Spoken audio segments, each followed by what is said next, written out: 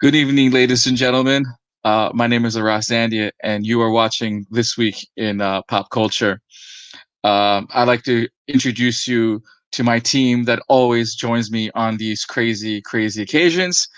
If you're looking for a hookup, and that does not include an Xbox or PlayStation 5, sorry, that is out. With me always is my co-host, Michael Bergy. What up, Hash? How you doing, bud? I mean, we know for a fact that don't ask Nope. about those Xbox and PlayStation 5s. If you got one, that's great. If you didn't, amazing. Isn't it like the military used to say, "Don't ask, don't tell"? It's kind of like it is. Don't ask. Kind of like this. You can catch this lovely lady on Wednesdays doing her art show, the amazing Sammy Castillo, live from Castillo Studios. Hey Hello, Sammy. everyone. How's it Uh, going? you can catch this lovely lady hosting your favorite comic book artists and fans out there in the world. With me always from Bitten Apple TV, Ms. Leslie Frye. Hello, hello. And how do we get the next guy in? I mean, look, he's mayhem, he's charismatic, he he's Michael Mayhem, baby. Blockbuster night is going down. Right here, buddy. Blockbuster night is going down. Blockbuster. No, Oh no. my god. Make it a blockbuster night. Hey guys, We're making tonight, as always. If you're not watching football, if you're not watching wrestling, you're watching us here at This Week of Pop Culture. Thank you all for taking the time to watch us on this amazing Sunday evening, which we have a lot to talk about, guys. Whoa, Mayhem, what's going on there? You right there? I'm setting the mood. You're setting. Are you putting candles? Are you setting My halo light. your halo light? Oh, it's because. Do you halo, sir? Are He's you ready got for the new Halo the game? perfect skin Michael Bergy behind the has map. been throwing a lot of shade, and I need to enlighten the world of my aura of pettiness. Let us continue. Let us continue. Well, as we all know, Chuck E. Cheese apparently wants to have a live action movie or animated series. Chuck E. Cheese was in the news this week with CEO David Kilpick, sorry for mispronouncing your name, has big plans before filing for bankruptcy. Having the image of Charles Entertainment Cheese on television screen and with a bit of movie would be a lot of screen time set off to for their budget. Having the remains the inactive order of large parts of the country this spring. However, it sounds like the plan is still in the early stages of development to set up a live action or animated series. Ideally, we'd love to see Chuck E. Cheese in an animated and potential one day a movie feature, as explained by the CEO. Or is it just me? Or did we not see a early Chuck E. Cheese cartoon series back in our late 80s, early 90s? To be honest, what kind of crazy adventure could the large human-sized rat get into during these times? Since you guys all seem to have a Chuck E. Cheese experience, which I never had ever, Sammy, let's start with you. Could you see a Chuck E. Cheese adventure or a live-action movie? I think it would be good to make themselves relevant again to a newer generation. Because Chuck E. Cheese was, he was the 1990s, he had the neon green hat, and he did the skateboard, which was neon green and bright yellow and purple. So he really wasn't, he was definitely geared to the 90s kids. And, they've really just kind of fell to the wayside. So, I think it's a smart way to make him more relevant. Now, I have no idea what his backstory is and what sort of adventures, because I don't even think he has real friends. The last time I was in a Chuck E. Cheese, I think I was 6 years old. So it's a smart move, but they should have done this like a decade ago. So, they had something to lean back on and continue to market. I feel like it's a desperate maneuver, too little, too late. Mayhem, your thoughts on the Chuck E. Cheese, on your experience? Meditate with me, if you will. Right? I thought for a second I was watching an Asian movie because you were speaking and then words weren't coming out. Understand, in a world where Chuck E. Cheese has beat Discovery Zone, he can make a comeback, okay? He can do it. You guys are looking at the wrong picture. We have plenty of story writers to write a great story. He can make these friends. And you know what? If the mouse can have a theme park and a slew of movies, the mouse himself, not who he acquired, why Right. can't Chuck E. Cheese do it as well? Okay? Also, I know this was a part of the talk, but Michael Berg, this was for you, okay? Remember, Blockbuster Night, you were blue, and now we're back to orange. Netflix. That's what I'm talking about. Take that, take that, take that, take that. I can't. You're killing me. Leslie, your thoughts on the Chuck E. Cheese live action, whatever series that the CEO of Chuck E. Cheese thinks will work for them before calling it quits. I hope that whatever they come up with, that it'll be something that's relevant today. It might be a little bit too rudimentary for kids today. You know, the kind of cartoons that kids are watching. I incidentally only went there and took my brother, so I'm a fan of Chuck E. Cheese in the sense that it was entertainment for my brothers and sisters when we were younger. I hope that they're able to revive the franchise. It would be really sad to see it fall to the wayside of COVID. But whatever they come up with, I hope that it's relevant for today. I hope that it's something that adults will even want to see. And you know, an added component to it. I don't know where they're getting the money to do it. That's kind of interesting since they're getting ready to file bankruptcy. But hey, I wish them luck. Pretty much, Bergy, your thoughts on the whole on the Cheese Whiz, man? I mean, with Chuck E. Cheese, you got to figure it's been around for what, like 43 years, I believe is what it is. It started like 1977. I mean, every one of us has been to it. Sorry, Hash, you missed out on some really bad cardboard pizza back in the day. But you know what I mean? It was always entertaining. If you ever went there for a birthday party, you had the animatronics. It was almost like you were down at Disney. And I know one of the Disney attractions there was like a pizza parlor or something, like a 50s diner, and they had like animatronics on the screen.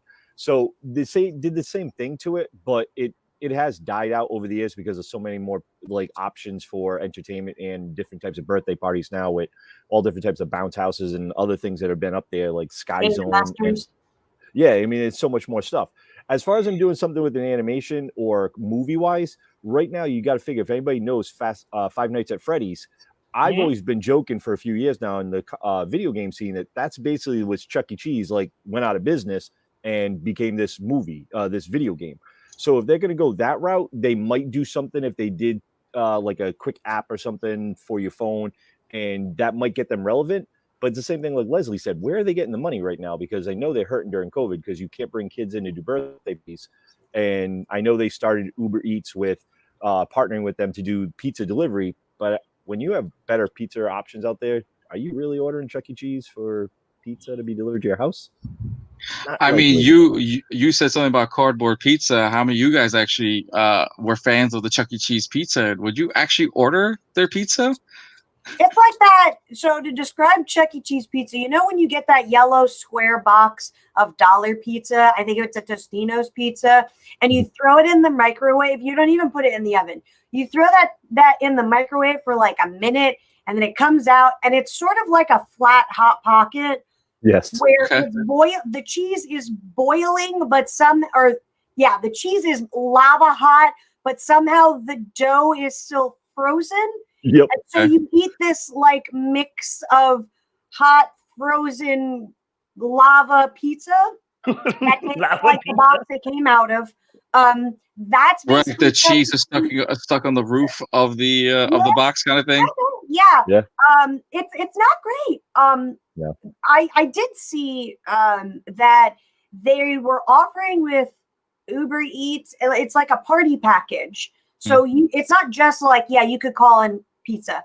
But they were doing like a kids party package where like you order a bunch of pizza and then they give you party supplies and like some of the games and stuff. Like they used to do Pin the Tail on the Donkey and that kind of stuff. I don't know if they still do that, but they were offering like a party package so that you could order it and it all gets delivered to your door, and then you have a Chuck E. Cheese pizza party at your house.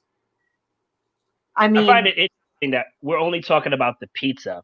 There was items on the menu. That's the crazy part. There were other things, but nobody dared eat it, and pizza was like the worst. I mean, that's like going to a pizzeria and ordering the chicken fingers, and they're not great. And it's like, well, gee, I wonder why. You know, you know, you go to Buffalo Wild Wings and you order the hamburger pizza. You order the hamburger, yeah. You order the hamburger at a wing place. I get it. All you guys have these crazy Chuck E. Cheese experiences. I never had that Chuck E. Cheese experience as a kid, so it's interesting to see who would sit there and order the latest Chuck E. Cheese or what? Go ahead. Oh, we can't hear you. Leslie, your mic's off. I think that people will buy Chuck E. Cheese if they're having a party. It's just like, it's easy.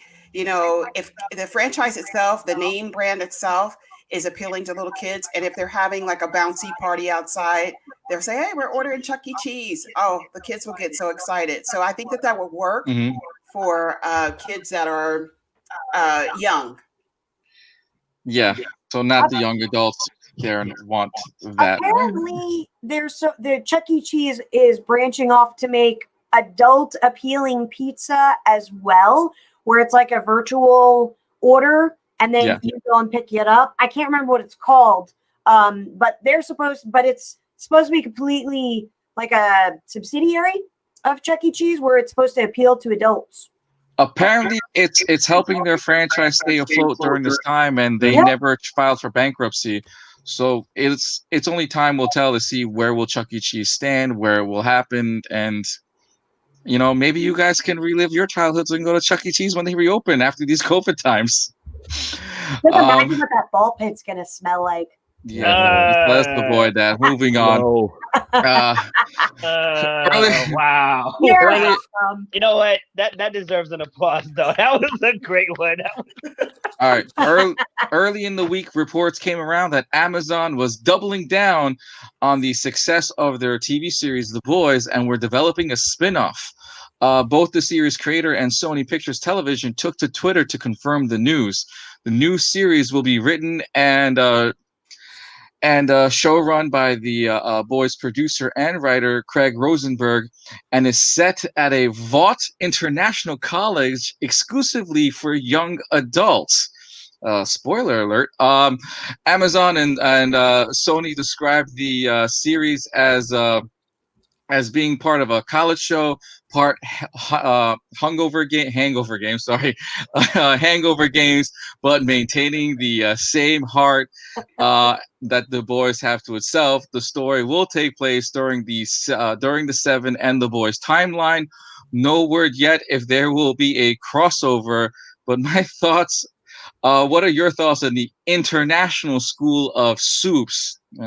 Sounds like an X-Men write-off already. Sam, let's start with you. I'm really excited for it. I love The Boys. I love the comic, and I love the show basically taking the source material from the comic and then, sort of just remaking it a little bit easier to digest for television. But I'm really excited about it because there's so much material that they have not even used yet that's in the comics, like teenage kicks. They can even throw in something like Hero-gasm, which for those that don't read the comics is basically there's an island that Vaught owns where all the superheroes go and basically have a giant hedonist fest, to put it mildly. So there's so many characters that they can work in and pull in. So I'm really excited about it. It's a great source material. Kripke and Rosenberg are doing great with the material. And I can't wait to see what happens. It's going to be awesome. I like to punch through other kids. Right. Mayhem, your thoughts on the up and coming spin-off somewhere down the line? First of all, hungover. Yeah, I know. That's it. The Hangover movie. That was perfect because we had someone in chat literally put stale balls at the same time. So here it is. We're getting these kids, these teenage kids with superpowers. And I just hope they keep the same formula for the boys and they mix that, and it's going to be hilarity. It's going to be so great because we get to see teenagers deal with like being insecure and what they do as a result of it. Their hormones, jock fest, all this other stuff, hypermasculinity. This will be dope because it'll show a light to it. So like maybe we could do better, but at the same time, let's laugh at this. Let's show what these kids would be doing. Like, could you imagine Wolverine as a teenager? Or somebody with Wolverine's power, or Superman as a teenager, but not so I'm here to save the world. I'm such a Boy Scout kind of deal. Like, no, I'm gonna sneak a peek at these girls because I got X-ray vision. You know what I'm saying? Like that'll be great. So I'm excited as well. Leslie, could you see the maybe a school of, I don't know, how would you make a DC version of a school? Because we've seen the Marvel version of the mutant class. How would you do how would you do that? How would you run that school? The only way that the producers know how to do it, and it's just keeping it as successful as they've been with the run of the boys. If they keep that content, this is going to be a great show. And I think this is kind of like their spinoff of Xavier University. So I can only imagine what this is going to be like. I feel like, the world is their oyster right now. So there is no previous content for this particular school.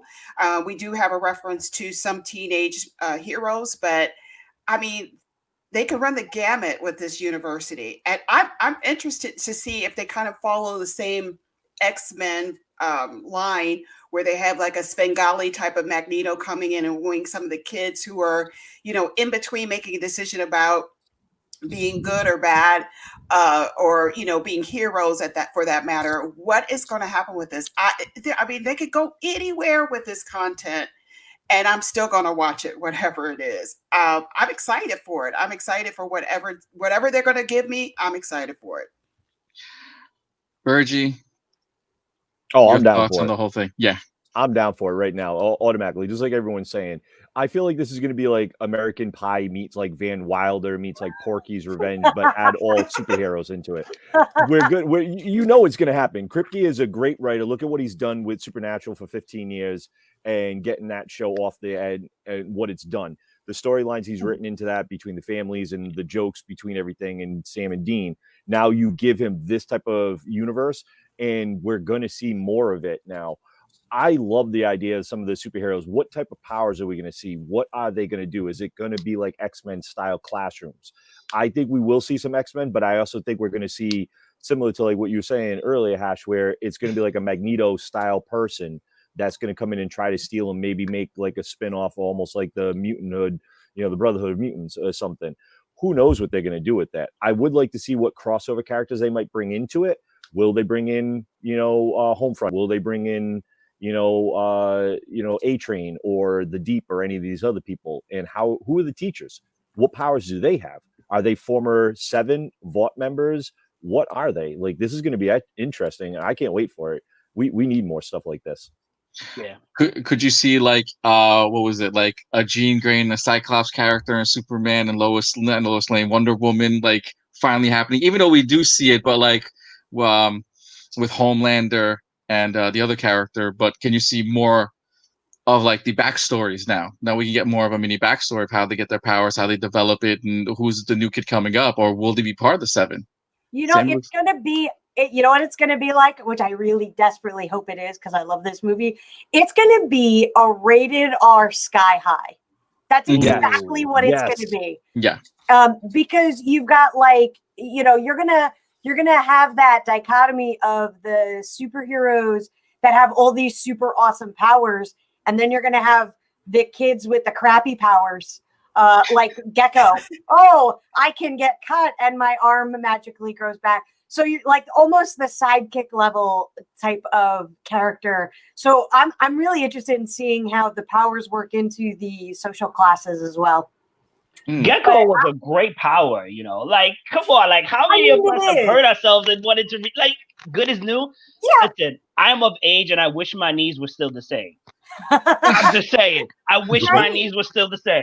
But I mean, So, because it's all genetic mutation because of the serum. So it's a crapshoot, on what you're going to get when you're a kid. It's whatever develops. So Yeah. just imagine, like, I can glow, but you can't look at me. I want to add on to that and say, like, with that, I'm really looking forward to the fact that I want to see some misfires as well. So I was playing this game called The Last of Us Part 2, and Ellie goes around, she collects these comic book cards of, comic book heroes and neutral villains or whatever. Not all powers go with your anatomy. This guy was electrical, and it kept short-circuiting his brain. So I want to see stuff like that kind of thrown in. It may not be the focus, but I want that to be addressed too, because sometimes when you get powers, if you're born with powers, generally, it goes with your anatomy. But sometimes if you acquire powers or if your power is too big from jump, it may mess with you. And if it messes with you, let's dive into that hole a little bit and show us how that influences the So- villains and the heroes. They so even it seems like, yeah. They showed that in the latest Boys episode with the dude that spit fire. He threw up acid. So it got on him and it ate away his face. So Right. they are showing that aspect. So it'd be really neat to see, how that works. And on that, Well, hey, whatever it is, I hope I can audition for it. That's all. Start hope you can now. too. If you know someone that works at Amazon, go to Amazon right now and put your name on that ballot of Right? being a superhero, more like a teacher, Yeah, or are you exactly. Hey, the sidekick? I'm already in the Marvel universe, y'all. So hey, Hey, I'm on the Bergy, Marvel wiki. you could work speaking for Blockbuster. You'll Yeah. get a role, no problem. speaking of Marvel is still interested in Keanu Reeves' Moon Knight. Kevin Feige and company are looking at Keanu Reeves as someone who could lead the franchise. With Marvel currently sticking to a specific age range, who knows if the 56-year-old actor will be cast as Moon Knight. That said, the actor is someone Marvel Studios has been in constant contact with, and setting him as Moon Knight could end up being one of the House of Ideas' biggest casts to date. But currently, due to the pandemic and Reeves' current filming, Matrix 4 is currently being filmed, while Reeves also has John Wick 4 and 5 right after that. With his crazy schedule, who knows when Marvel will be getting him for Moon Knight? Mayhem's already shaking his head. You think that they're going to have Moon Knight, or they're going to recast and get someone else? I think if the money's right, they'll get him for sure. I hope they don't. First of all, he's busy. He's busy with John Wick Super busy. projects. So I feel like the dedication we need for Moon Knight, so that people can be gravitated toward Moon Knight and whatever comes afterwards, we need somebody who can like really dive and delve themselves into this character. Now, I'm not saying Keanu Reeves cannot act at all. I just don't see Moon Knight and him fully being compatible. I can't unless they change certain things. Now, I remember him in John Constantine. I love that movie. I loved it. But I can't see him playing multiple personalities, fear, like schizophrenia. Like, I can't see him going that deep just yet. Now, he could blow me away. A year later, I could be here and be like, you know what, guys? I'm eating the shirt that I made fun of Bergy with, okay? Okay, I'll be here. But it's still not a Blockbuster night, but I don't see it. And you know what? I'd rather they give it to somebody else who's an upstart and can like really dive into it and make us fall in love, kind of like how we did with, Tony Stark. You know what I'm saying? Like, everybody know who Iron Man is, right? Tony Stark, Iron Man is, oh, this guy, I know who this guy is. Like, let's do that for somebody else. I don't think Keanu Reeves is the right choice now. Pass. All right. Pass. Sammy, you think Marvel's going to pursue Keanu Reeves as Moon Knight, or they'll pass and probably get someone else? They literally, every time they have a new film about to cast, they literally talk to him. They want him in one of their movies. They don't care if he's the dude sweeping up trash. They want him attached. They want his name attached to the Marvel Cinematic Universe. Because they've, and they're probably even more, I'm not going to say desperate, but they're pressing hard more because they've lost two of their major heroes already, Iron Man and Captain America. So they don't have those names consistently attached to them. I don't, depending on where Moon Knight falls into their phases, depends on, I think, if they get it. But the thing with Keanu Reeves is he's got a lot of balls in the air. No, and he's got a lot of projects that are consistently making films. And Disney likes to hire their people and say, nope, this is we're doing 10 films, or 8 films. You have to be in 5 of them. And Disney's contracts are, decade-long contracts. And he is, I think, maybe too smart to sign up for something like that. Could I see him playing Moon Knight in general? Yeah, he's a good actor. Do I want to see him as a superhero? Absolutely. But I think he would be better fit as like a villain or another character in the universe as opposed to being a main, because I just don't foresee him with all of the franchises that he has. I just don't foresee him locking himself into a Disney contract, because their contracts are really crazy where he can't do certain things. So if he signs to do Disney while he's under contract, he can't do another Constantine film or anything like that. So it'll be interesting if he does get attached, but with everything going on, I really don't foresee him saying yes to Moon Knight. All right. Leslie, since you seem to love Keanu Reeves and all his DC aspects and stuff, do you see DC jumping the gun with all the Moon Knight talks and quickly writing a Constantine script just to keep him around? I think what is interesting here is, and what is so dope, is this dude is on their speed dial every time they do something. This is like, who does that? I want to be Keanu Reeves. I mean, he could say, yeah, let me think about if I want to be in a Marvel movie or not. And as far as his contract, Sammy, they'll give this dude whatever contract he wants. They might sign him to 2 films, 3 films or whatever, but I mean, the fact that he's, they call him and consult with him about every character that they're about to come out with, that is dope. Mm-hmm. So I think they'll give this dude whatever they want, whatever he wants. Keanu has made a name for himself. Everybody wants him, especially when it comes to action. You know that he's physically fit. You know that he'll do the role. Now, I don't know if he could be Moon Knight. I don't know if he could go that deep.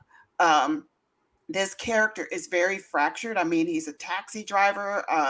He's Jake Lockley. He's the Stephen Grant. He's all these characters with this DID. I cannot see Keanu going that deep. So I have to agree with you on that. It's going to take somebody who is likable, as far as an actor, whoever they decide to get to play this role, who can actually go that deep into the mindset of this character.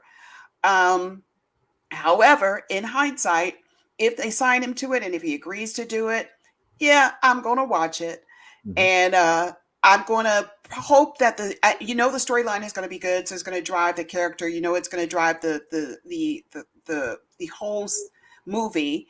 So we as fans probably won't be that, turned off by the fact that if he doesn't go that deep into the role. But I'll go see it. I think this is a great character for them to be deciding. I mean, he's Moon Knight is like number 49 of the 50 Avengers, I think, out of all 50 best Avengers. He's a deep character. He's had a lot of things happen to him. So this storyline could go so many places. Whoever they get to play this role, I don't care who it is. It's going to be a good movie. And as far as him possibly doing another Constantine, he may do one more Constantine. I mean, I loved him in Constantine. I absolutely loved him in that. I think that even the show that it was a spinoff of Constantine was actually good, because that's also a very complex character that you want to see more of, and the whole demon factor and the Nephilim and the angels and the devil, all of that aspect of it is the kind of stuff that people are really interested in seeing. So he may do one more, but I doubt that he'll do any more past the 2 Constantines. He'll move on. The guy is a busy guy. The world is at his fingertips, and we're going to buy tickets to see him, whatever he's in. Bergy, we've read the rumors and we've read all the rumors, heard everything that he wanted to play Wolverine. With that coming into fruition, is Moon Knight still the best choice for Keanu Reeves, or we're just, I mean, if we're going to go with Keanu Reeves, and I know everyone keeps saying like we're talking about Moon Knight being like a movie. I thought this was going to be a Disney Plus TV show. So if that was supposed to be a TV show, at least minimum 8 to 10 episodes, that's going to take up longer filming than if he was doing movies, because now he is still filming The Matrix 4, which I'm super excited for. I cannot wait. Then you've got John Wick 4 and then John Wick 5. And then if you throw in Constantine in there, I mean, this dude is stretched out. And I love the fact that, as Leslie pointed out, he's on Marvel's speed dial. Like, the mouse calls this man. Like, how bad is your life when that's a case? Hey, we're going to make a new movie. What do you think? Do you think you're interested in it? And that's phenomenal that this man has that type of capability. I did remember hearing the rumors that he wanted to play Wolverine. I don't think he would have been a right fit for Wolverine. Honestly, if he was going to do something and they did put him into this franchise, like into the House of Mouse and with Disney and everything, I'd like to see him in X-Men, and I think he would make a pretty kick-ass Forge. I thought he would be a really cool one for that because of the way the character looks and everything, and I think his character kind of fits that. I like Moon Knight, and I've always been excited for the character. I don't know if I see Keanu Reeves doing it because of so much as being in his life right now and being filmed and stuff. He has a lot on his plate, and I don't know if he's the type of person that's going to want to dedicate the time and effort to bring that character to life where it's going to be the best character that he's done. Will he do it? Maybe if they throw enough money on him and they delay it, but they want to get this moving on it. This has been rumored for what, 3-4 years now for Moon Knight? So I don't know. Let's see. Well, actually, you said a very, very valid point. If they redo the X-Men series, I actually wouldn't mind seeing him as Forge. I mean, look, Forge is the older, wiser character. Keanu Reeves is of that, sad to say it, in that age bracket, where he could play a much older character and, with a shorter shelf life, we'll say. But also think about it, and as Forge's character, like, he's a master of weapons. He makes stuff for, those type of characters. Like, look at his roles that he's played in all his movies. He's an action, guy. This would be a perfect role for him. Plus, he's now in Cyberpunk, the video game that's going to be coming out later this year. Yeah. That's probably going to get a sequel greenlit. So who knows what his character is in that? Now he's going to be doing that. So what else is he doing that we don't even know about? No one knew that he was going to be in Cyberpunk until it dropped at E3. So I'd love to see what else this man has on the docket. Like, is he voice acting something for a cartoon or a TV show or something? Who knows? Well, we just saw him in Toy Story, but who knows? Mayhem, you got comments? If we're going to see Keanu play a Marvel character, let's bring him in as Adam Warlock. Let's bring him in as Adam Warlock. We already have the egg. Let's have him. He's already playing the Jesus character in Matrix, right? I'm not really excited for Matrix 4. I'm sorry. But, like, if he's going to play the Jesus character, bring him over as Adam Warlock.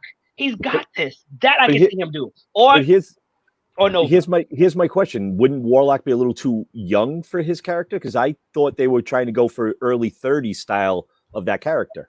I'm sure he can shave and he can look young. You know what I'm saying? And Marvel can explain Adam Warlock's aging. Yeah. Remember, he's constantly reborn. So finally, let's have that Easter egg literally open. Bring Adam Warlock, and phase 5, 7, whatever we need to do. Boom, Adam Warlock, Keanu Reeves. Look, with current technology, granted, we did see a bad version of Patrick Stewart in the X-Men movie where they de-aged him. In the current Picard series, they won for best special effects and makeup when it came to Picard. So who knows? With all the makeup that we're all now getting used to and all the CGI, yeah, we can make a de-aged Keanu Reeves just for those characters. As long as they don't do what Gemini Man did. As long as they didn't do what Gemini Man did. Gemini was bad. I think if anybody, McConaughey should be Adam Warlock. Oh, jeez. I like McConaughey. Too low. No. I love McConaughey. I don't know. I just want I'm going to go with that one. No. Well, when they were, don't forget, Keanu Reeves been on speed dial since the beginning, because when they were casting Doctor Strange, he was rumored to be Doctor Strange, just the same way they're saying he's, they want him for Moon Knight. So, like, part of me wonders, are they just using the name? Like, they have no intention of getting him for that, but just using his name to spark interest. Because that's what they did with Doctor Strange. They said, oh, no, we're going to get Keanu Reeves. And then, like, a week and a half later, it's like, oh, no, just kidding. Cumberbatch is doing it, you know? So Did we lose her? Oh no. Okay, Sammy, you had some technical difficulties. We kind of lost the last segment of what you just said. Can you repeat that? Yeah, I said, I wonder if they're just using it to keep his name attached to Marvel. Because when yes, I know they are. When they were about to announce the Doctor Strange, they were saying Keanu Reeves, 100% Keanu Reeves. And then all of a sudden, like a week later, it was, Cumberbatch. And they're like, no, just kidding. It's Benedict. So I'm wondering if they're doing that with Moon Knight just so that they can keep his name attached, and then they're going to have somebody else. They already have somebody else in line for it, I think they generally do want him to play a role as a superhero in the Marvel universe, and I really do think that they are optioning him out for each character. Let's face it, Cumberbatch was the better choice for Doctor Strange, and anybody else, and Hugh Jackman was better for Wolverine. So I think they're just keeping him there, but to think that you're the circle of actors that they're considering for every role that they have that they're optioning out to do a movie on, So normally in a scenario like this, when you're an actor and you go in and you audition and they have a group of people, like they say, okay, we're going to consider 10 actors to play this role. So you're saying Mr. Sinister. Mr. Sinister. So we're going to go with Keanu Reeves. We're going with half the villain roster in the Marvel Universe, Keanu Reeves. We're having with all the Hero Squad, Keanu Reeves. Like, how many roles can this man do? I'm telling you, do you know how amazing that is, that he's considered for every role when there's like all these other actors out there that come in and audition, but he's going to be that one actor that's going to come in all the time to audition no matter what? That's crazy. If anything, make him multiple man and make him morph at this rate, because if he's a wisecracking multiple actor, both you guys both made faces. I mean, there's so many roles that Marvel can pick him for, and it doesn't matter if he fits the genre or not. He could just fit and mold into any person. Mayhem made a face. Go ahead, Mayhem. Theory number one. What if they purposely have a deal with Keanu Reeves so that they can use his name to draw attention? He gets paid for it. And you know what, Matthew McConaughey, if you want to use him as a Marvel character, use him for the Sentry. Less talking, more emotional profile. And he's already got the low thing going already. And maybe Wonder Man, but I don't think anybody's really interested in Wonder Man like that. Go back to the Sentry. I think the Sentry would be better. And I think honestly, with I know I agree with you. I think about the Sentry. I think that would actually be a good character for McConaughey to be in it. But to go back to what Sammy was saying, how they keep attaching Keanu Reeves' name to everything, is this a way for them to get money and backers and to get financing through some other companies? So a lot of people love Keanu Reeves because he has that general appeal with all audiences. So bringing him in or his name attached to something might bring you more people in. That's going to bring in better focus groups or, financing or better directors or writers to the overall story. So maybe that's the reason. But I do like what you were saying about Sentry with McConaughey. I love the dude. I love him in everything he does. So I hope he comes into it somewhere. I think he'd be a great character. Well, speaking of financial backings and shows ending or shows starting, Walking Dead story will continue, but in the Daryl and Carol spinoff. Worried about how the series will end? Guess again. The Daryl and Carol will continue after season 11 with the surviving group hitting the road and heading west. Wait, didn't Fear the Walking Dead start there? West Coast series? Well, apparently Daryl and Carol are already the only two remaining characters who appear in the main show's first season. The Rick Grimes and Morgan are still alive, but they're alive somewhere within the years. But both are now situated elsewhere in the Walking Dead universe. This series is due out in sometime in the fall of 2023. But what do you guys think? Is this going backwards now with the Fear of Walking Dead kind of story? I mean, look, we watched the Fear of Walking Dead make it to Atlanta, now they're taking that and going backwards. Leslie, let's start with you. Listen, I'm a huge fan of this franchise. And I really do think that they have an aversion about coming to the East Coast. I'm thinking this is more of a production issue and that they're actually writing it so that they could be based in LA or something like that. But honestly, if they go west, and I don't know what the heck is in the west. Why not go to the east? I think that would be a better storyline. There is so much going on here, and they completely write that out of that franchise. What in the heck? Give some of the actors work here who would love to be in that franchise, like me. I mean, come on now. I mean, honestly, what is in the West that they are looking for? We already know it was a bad decision to go West. Look at Fear of the Walking Dead. It didn't work. It doesn't have the same eerie vibe. It doesn't have the same feel. I don't understand what these people are thinking. There is no gold out there. You know, there isn't. Gold is gone. Look, the gold rush is gone. Yes. We've seen movies die in space. Is this the version where they go into the Wild West? I mean, how do they survive the desert? I mean, we all know there's no zombies in the desert, but how are they surviving in the desert for? How do they survive the George Washington Bridge? They could survive that. Let me just say this. I think that they're writing it going west because they're afraid, because there are more people here in the East Coast, especially in particular the East in Atlanta. New York City. They're going to have more zombies to deal with. So I think that they're really afraid to write that storyline.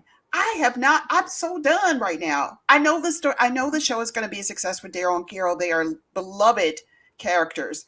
People really love them. People want, people root for that relationship and that camaraderie between the two of them. But come on, guys, really? Bring it to the East Coast. Bring it to the East Coast. Bring it to Florida. Bring it to Washington, D.C. It would be dope to see zombies in Washington, D.C. It'd be dope to see a zombie president. Come on now. Zombie president. I mean, look, that's going a little too far. I mean, look, you want to see one. Yeah. Right. CIA agents. So you want to see other major cities to be destroyed during the pandemic. We've seen Atlanta completely destroyed. We've seen other cities completely destroyed. I mean, look, they haven't left Georgia for God knows when, but we've seen Georgia get completely destroyed, even to the point where people are afraid to travel into Georgia. Mayhem, do you see a purpose of going to the West Coast, or are you just happy about the Daryl and Carol storyline? I see the purpose. You know, I've been an actor for the last 42 minutes. And as I've learned in my career, sometimes you have to trust in the process. Yes, they failed before, but they've had so many seasons to learn from. They're going to go back and correct it. And I really think there are certain things they want to try out new that we're going to see in this coming spinoffs. Now, will they make it to the East Coast? I think they're going to leave that for last. Right now, they need to conquer the big bad West. And they need to show us like other spinoffs that can happen, because I believe they're actually being smart about this. They're not rushing out all these projects. They're taking it slowly. They're taking us to a journey. I see a lot of people in the comments saying it's been going on too long. I hear you. But just like grass, sometimes you got to cut things down. You know what I'm saying? You got to cut things down, shape it up, and go right back into it again. Trust me. Trust in the process. Also, follow my IMDb, Mayhem Mike. You know, I need some more stars. He's been an actor for 22 minutes. He's 42 minutes. 43 minutes. Hash, are you repping him? Yes. He's available. As of today, any convention who wants to have Mr. Mayhem, come and contact us. Let us know what you think. He will be available for any convention, store signings, and conventions. I mean, look, I'll take him with me to New Jersey the following week just for a convention signing. There's no union in this. There's an actors union guild, okay? Anyway, $5,000, dude. Pay that. There's a 5G to pitch in. I don't think you want to spend that much money. I didn't sleep on my couch to get here to not pay the $5,000. Come on, I'm ready. Bergy, is this? I mean, watch it. You're long. You know, I'm a long-time fan of the show. I have watched it. I've kind of the last couple of seasons I've caught here and there. I haven't really been fully, diverse in it like Leslie has. I don't know about them going West Coast anymore. I mean, it is like everyone's saying, it is like I mean, what's out there? More land, more, stuff like that. I could get why they're probably going out west because it's going to be more open land, not as many metropolitan cities where there could be millions and millions of people sitting on a block like in New York. Times Square has probably got what 3 million people in it. So I get it, the zombies aspect of it, but you keep going out west, it's just going to be a dead, story. You got to come out back east. I mean, look up north, go up to northeast, New England area. You could do something like that with the snow and build that into the storyline. I mean, there's a lot of different stuff, and I know Carol and Daryl with their story and how intricate they are. Like, we've always had thoughts that, are they together? They're not together. And I'd like to see a little bit more of that storyline. It might actually make me want to care more about The Walking Dead than I have in the past. I don't know. We'll see. We'll see what happens with it. Sammy, could you see the Walking Dead cast making their way to Florida? I mean, look, this you who only read the books, who know the comic is already done and over with. There's no source reference in the series at all. Too. I mean, look, we're a zombie apocalypse state. So what state do you want, Carol? Let's say this. What state do you want Carol and Daryl to travel to? If you wanted them to continue a storyline, where could you see these two characters? Mayhem, we'll get to you after this, but where could you see two characters who have survived a zombie apocalypse, and what do you think they will encounter? Where they retire to? Where they retire to? In Colorado. They retired to Florida. That's where they go. They retired to Florida. Honestly, I am not, it is no secret. I effing hate The Walking Dead. Right now I feel like they're beating a dead horse, and they're beating it in the middle of the desert and hoping it gets up to gallop again with, this new spinoff. That's not really going to be a spinoff because, from what I've gathered, the last couple of seasons, Daryl and Carol have been nothing but the show. So they're basically just renaming the show. Honestly, I agree with Leslie. If they want it to be successful and something different, they need to move to a more populated area to make it something different than what we've seen. Production-wise, though, they're probably moving west because of tax breaks, because that's why initially The Walking Dead filmed in Atlanta, because Georgia gave them a huge, huge amount of tax breaks on their productions and discounted rates and everything like that during their filming and permitting process. So that is likely why they're moving west. They probably got a cut budget, and so they're ending the higher budgeted show for this smaller one, which is probably an AMC thing. So they basically have enough money to pay for Carol and Daryl, and that's about it. At this point, I don't even know why they are continuing to do it, because there's not really a desire for zombies anymore. I mean, just look at what's coming out in, new films over the last couple of years. There's no new zombie films. Zombie films are 10 years ago.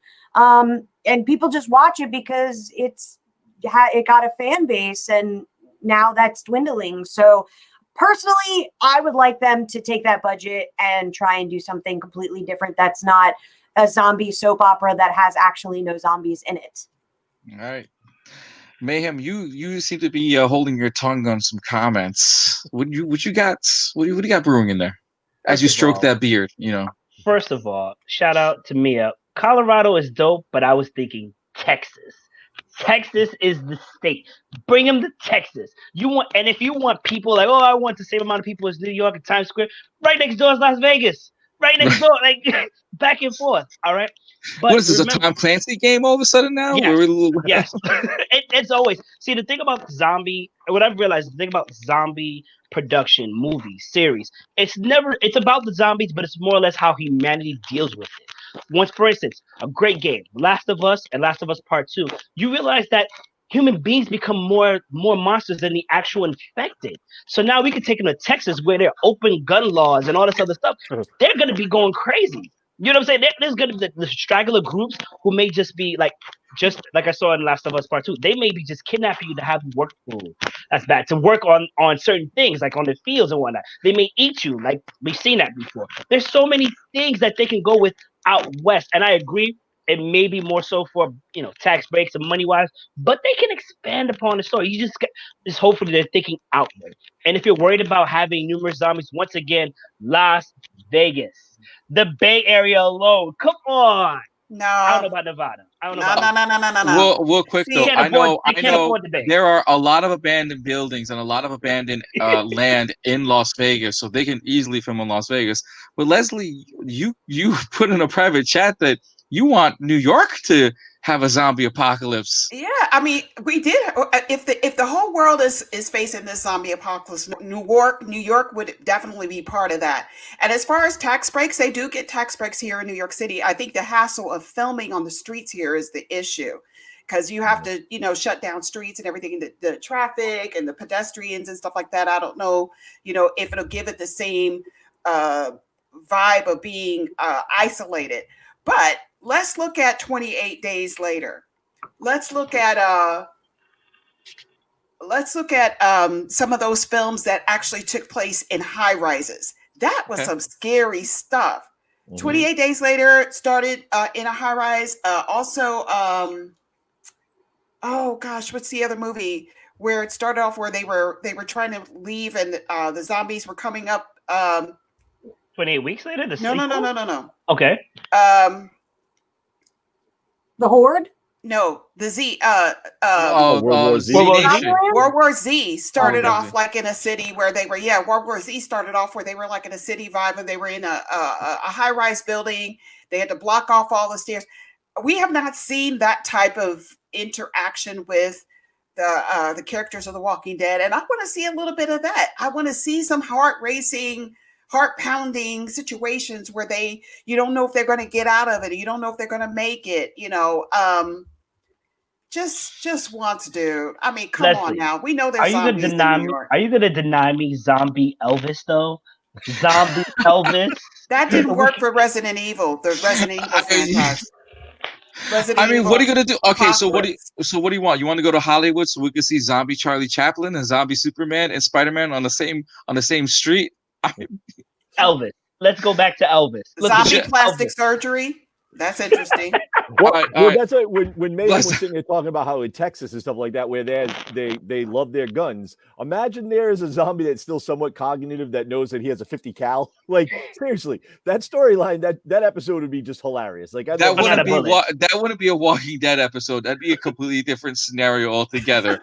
Have we seen a mutated zombie? Because that happens. That would be interesting. That's Z Nation.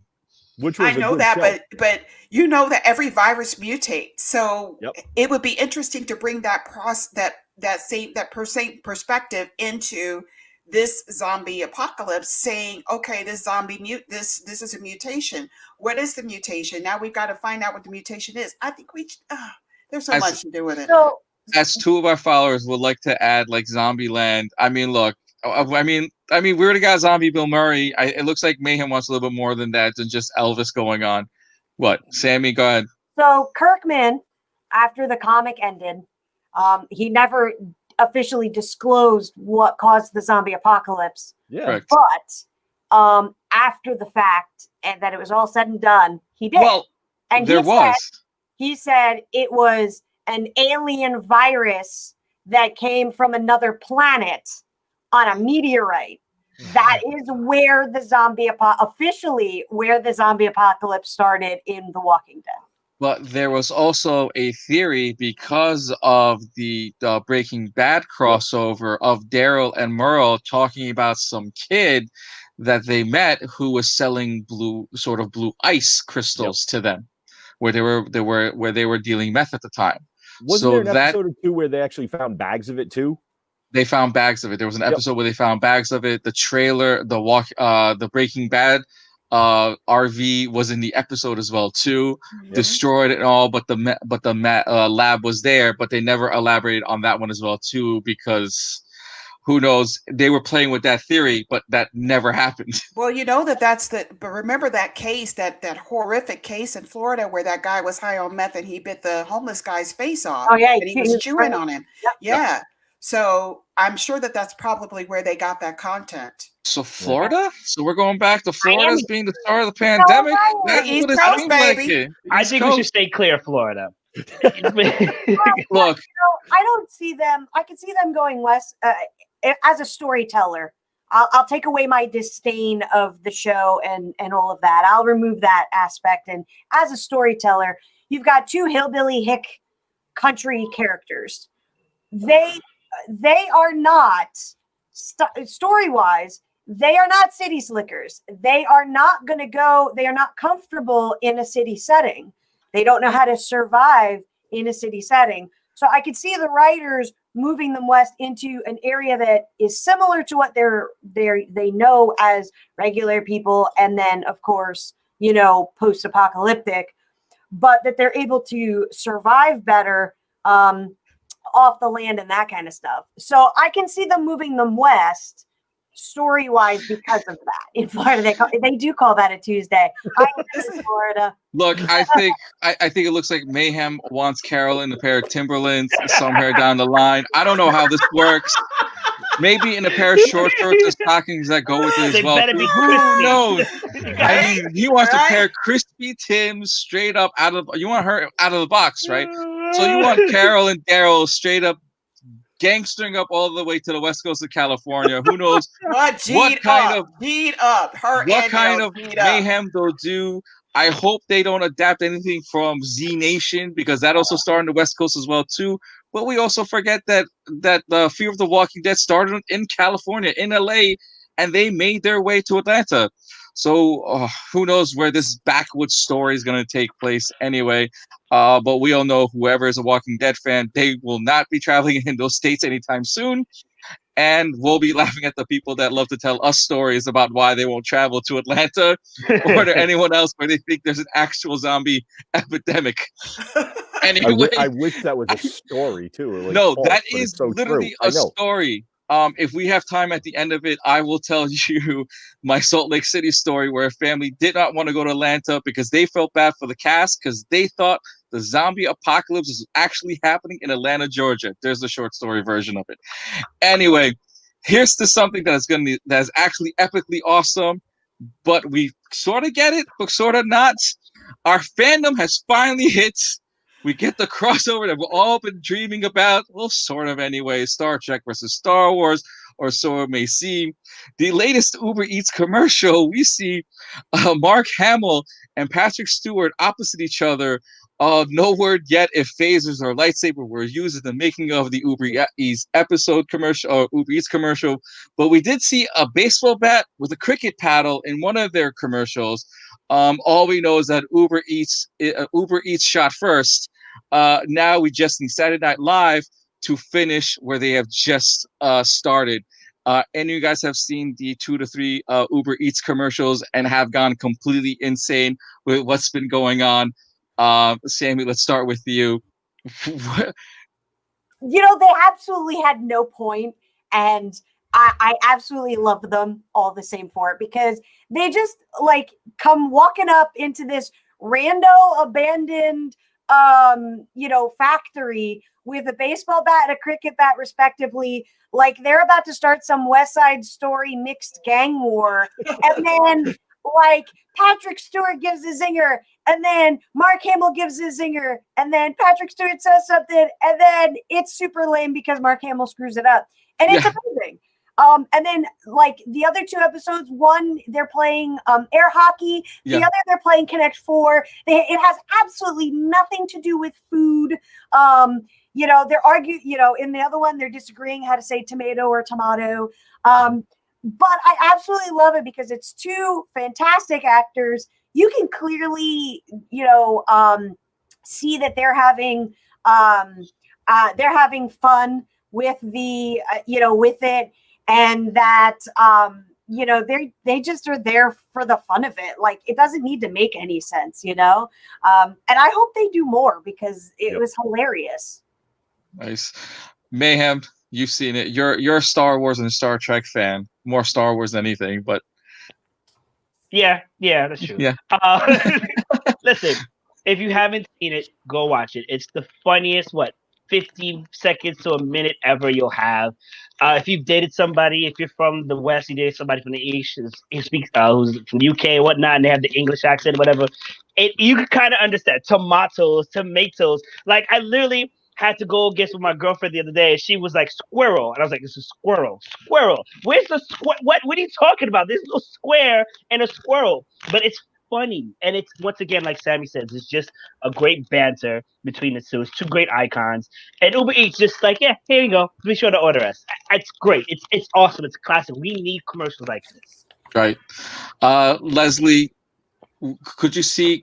I mean, you're the Star Trek fan for this. Wait, So I am Star Wars fan. You know, And- Star Wars was very instrumental in me becoming an actor. I had a Mark Hamill poster up in my bedroom. I was gonna marry that man. I'm telling you, I listened to the soundtrack of Star Wars over and over again, imagining myself in that universe. And Star Trek was the first time I saw somebody black in space. You know, so Right. it has always been instrumental in my imagination. Two of my favorite actors in one commercial, and I think that is all that this Uber Eats commercial is all about. It is giving people nostalgia. It's making them feel good at a time when we can't get out and intermingle with one another. You've got Picard and you've got Luke Skywalker. I mean, it's just an amazing commercial. It's just, 15 seconds of nothing, but it is everything to a fan. Just to see the two of them together. I'm telling you, I was so geek gorgasm over that. I really am. And so I'm excited about it. It was a huge success for them to get these two actors. Props to you, Uber Eats, for doing that. I definitely right now use DoorDash, but I will consider Uber Eats now just because of this commercial. There you go. Bergy, I mean, where can you see these commercials going? Let's just have a little fun. Where can you see these commercials go, especially with two of the most iconic men of space? I mean, I was actually surprised they used Patrick Stewart to go with it at first, because if you thought about it, why not use, the original Captain Kirk? Why not? Why not do him? I was kind of surprised with it. Well, I mean, I think I could go with him because the two older, they basically started everything and the next generation goes down.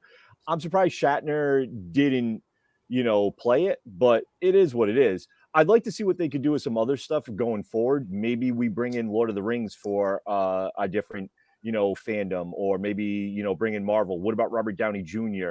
versus, Ben Affleck? So you got Batman versus Iron Man. You can do some different stuff with this, which would actually, I think, would be fantastic. I'd like to see some iconic voice actors. Maybe bring in Peter Cullen, Optimus Prime, versus Frank Welker, Megatron, and they're arguing over how to say potato or something. I think it'd be hilarious. I think it's great. I love the commercial because you see them and they both look like it's like something out of like Warriors, like Sammy was saying. They're in a like a old down factory, and one has a baseball bat, one has a cricket bat, and they're trying to go at each other. I thought it was absolutely hysterical. This was perfect. So yeah. So we'll see what happens. But would you like to see Saturday Night Live kind of finish it for us, kind of thing? Like, we got something. We got solid gold. Let's figure something out. Oh, Saturday Night Live is definitely going to do this. They're gonna troll this pretty good themselves and everything, Right. and go with it. It's going to be hilarious. Nice. Anyway, let's get to some more action. A show that is kind of coming to an end, but we'd like to see where it ends up. Supergirl ends after season 6, but sadly, with Supergirl coming to an end after season 6, well, the fans are upset and a little confused with Supergirl ending. How does this fit into the Arrowverse? Maybe this is setting up for her guest starring in her cousin series, Superman and Lois. My answer is there is no Arrowverse. Steve McQueen is McQueen is dead in the verse. Maybe they'll write something better, like Death of Supergirl. Maybe she'll go to a different Earth.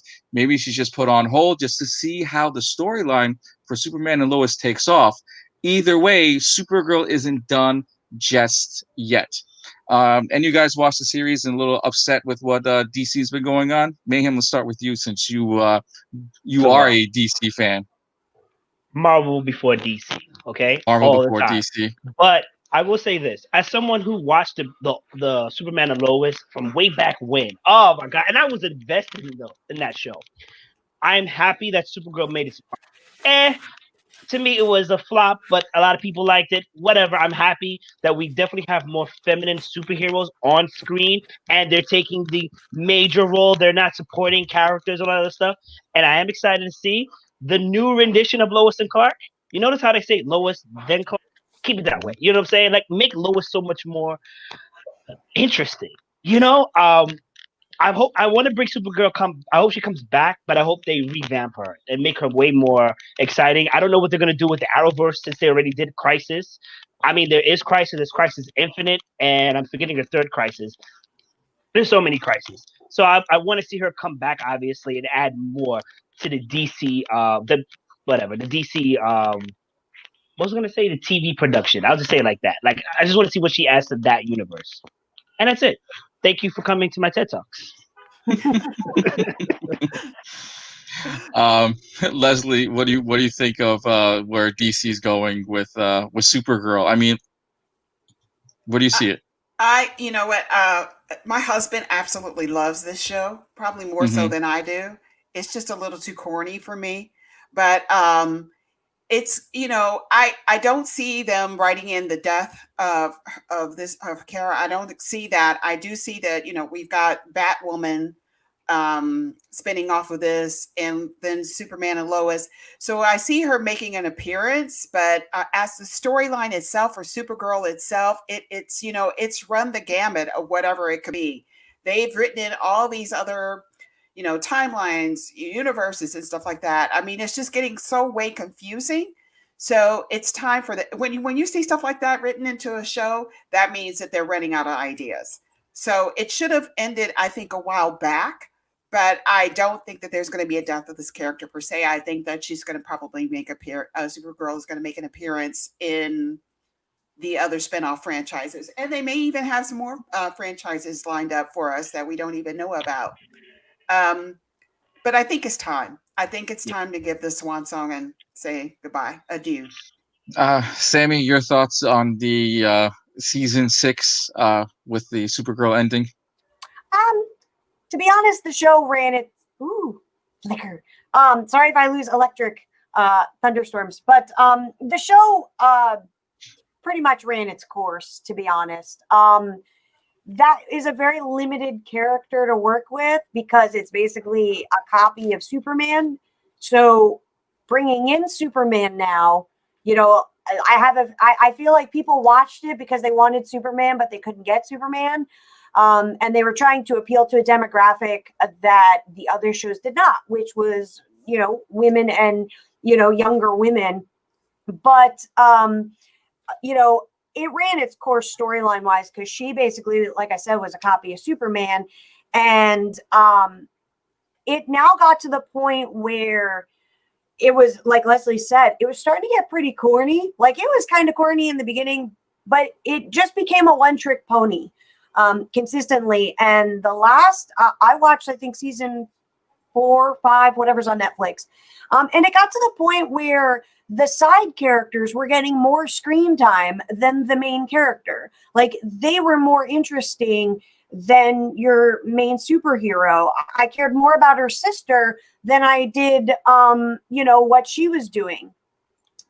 So I don't, like Leslie said, I don't see them killing her because they're going to want to bring her back for crossovers and stuff like that. A lot of people forget that there is in the Supergirl universe there was a meteor, an asteroid that was part of Krypton that was inhabited by what's left of Krypton.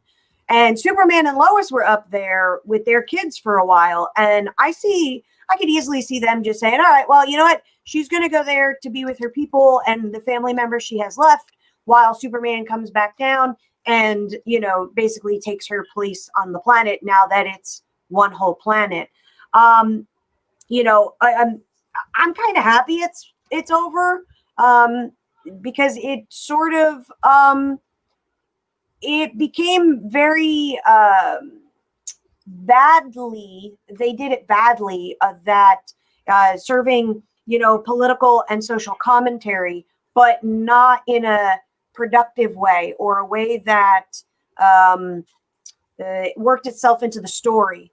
It was very forced. And some of the times I felt like I was watching that, 1 minute clip at the end of the G.I. Joe episode in the 80s where it's like, turn off your water, kids, to save water, or this is how you scissor kick, to stay alive in the water. I felt like I was watching more of an infomercial to educate me than I was watching, this uplifting superhero story. So I don't think they're going to kill her. They're going to leave her open, and they'll probably do what they do in comics, where the character just continues about their day in the universe, and we just don't see it. Bergy, you watch more shows than I do, pretty much. Is Sammy right? They seem to have just written too much for their own britches, kind of thing, where they can't go backwards to fix their own damage. Well, I think they did that with the whole, in the last one where they did the crossover with the, what the hell is it? The Infinity Crisis, basically, of their own version of it. And they basically said that Greg Berlanti and a few of the others had talked to each individual showrunner for their individual shows and says, hey, at the end of this crossover, we're going to basically make it so you guys can reset. What do you want to add back into your shows? Because they realized some of their shows and their storylines were getting very stale.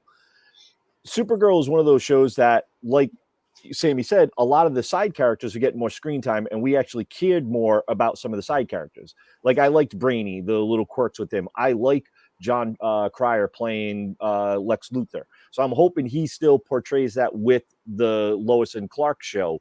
But I think she was getting, as I think the old saying is, a little long in the tooth with the episode, and we were watching it because we wanted Superman, and we weren't getting it. I think that's the reason why we watched Batwoman. We were hoping for a Batman on TV screen, and not the, hey, I'm a kid that's angsty, emo, don't listen to my butler because my parents passed away and I want to become a vigilante version. I am curious to see where they're going to go with this, how they're going to do crossovers, because Legends of Tomorrow is getting up there too. Flash is now 6, maybe 7 seasons. How many more seasons is that left? You've got Black Lightning. You're adding Lois and Clark. Are they going to add any other shows to this, plus Batwoman? I'd like to see them go off with some of different characters. I've been hoping for a Blue Beetle and Booster Gold series. Like, I would absolutely love. They've rumored and hinted on that in every iteration of the movie TV shows that they've done on CW for almost 20 years. Give me that. At least that would be entertaining, where I could get that, and give me some other superheroes. Give me Hawkman, Hawkgirl. What about them for some of the DC? Like, there's other characters I think they could touch upon that we don't see because they're not marketable. This could make them marketable. And Supergirl, as far as where she's going, I think she goes, like Sammy was saying, maybe up there to the asteroid, or maybe she goes back into the future. Does she go to the future with the Justice League from the future, the superheroes? Or does she get trapped in the Phantom Zone? We don't know. Like, there's a lot of stuff that they can do with her. So who knows? So I mean, look, we've had a few been a few celebrities, including the Ms. Annan, who really wanted to play Booster Gold, and DC kind of brushed it off. And there have been many people that have asked to play other DC characters, including a lot of fan favorites that people are waiting for, which is Static Shock, especially with the Black Lightning series happening. A lot of people have been wondering when Static Shock is going to make the appearance, especially maybe cameoing in the Black Lightning series. All of you had faces to say, let's start with Mayhem first, because he had the biggest facial reaction. We'll go with you, Leslie, after. But what? I was just going to say, because I want Static Shock. I think everybody who saw Static Shock slept on it at first, but was interested, and then it just blew into like something crazy. And the fact that they brought him back in Justice League was like, Yep. then we calm down. So if they bring him back out again, I would love to see it. I'm gonna let Leslie talk about that. She's over there. What I want to say is Booster Gold and Blue Beetle would be an awesome series because here it is, you can get the features of your superheroes and not really see them. Like you can have Booster Gold and Blue Beetle talking to Superman, and then all you get is him flying away as they create mayhem. And this every season will be like their mishaps and whatever mistakes they do, they create something that they got to deal with and help the Justice League, who you don't see, or maybe you get a glimpse of at the end. And it's like they help, but they didn't help. But at the end, season finale, boom, season 2. It would be awesome. You come on. Let me. Yeah, I've been an actor. I'm telling you, I've been an actor. I know these things. I know. As of right now, I'm working on production and directing. Yeah, well, he's been an actor for 1 hour and 15 minutes today, guys. So keep it calm. Get onto his IMDb page. Anyway, Leslie, your thoughts? I mean, look.